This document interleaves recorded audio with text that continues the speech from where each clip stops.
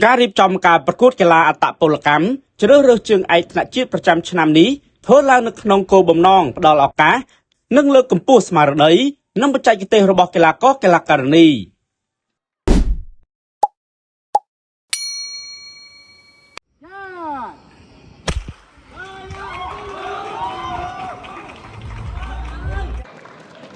ឯកឧត្តម ប៉ុន សុខ អគ្គនាយកនៃអគ្គនាយកដ្ឋានកីឡានៃក្រសួងអប់រំយុវជននិងកីឡា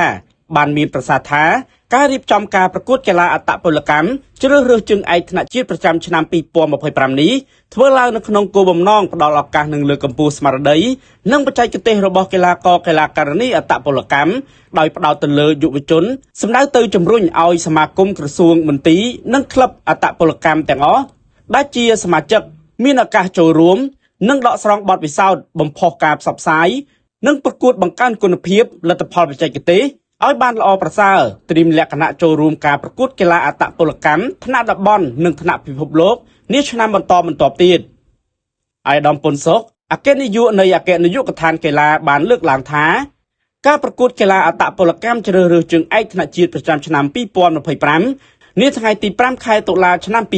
2025នៅពហុកីឡដ្ឋានជាតិអូឡ িম্প ិកកម្ពុជារៀបចំដោយសហព័ន្ធខ្មែរអត្តពលកម្មស្ម័គ្រចិត្តក្រុមការប្រើប្រាស់ថវិកាឧបត្ថម្ភគាំទ្រប្រចាំឆ្នាំរបស់ក្រសួងអប់រំយុវជននិងកីឡាឯកឧត្តមអគ្គនាយកបានបន្តថា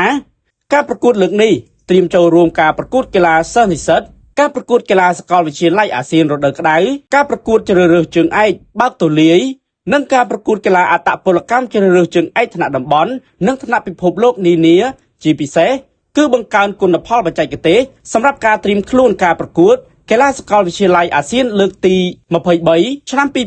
2028និងការប្រកួតកីឡាយុវជនអាស៊ីនាឆ្នាំ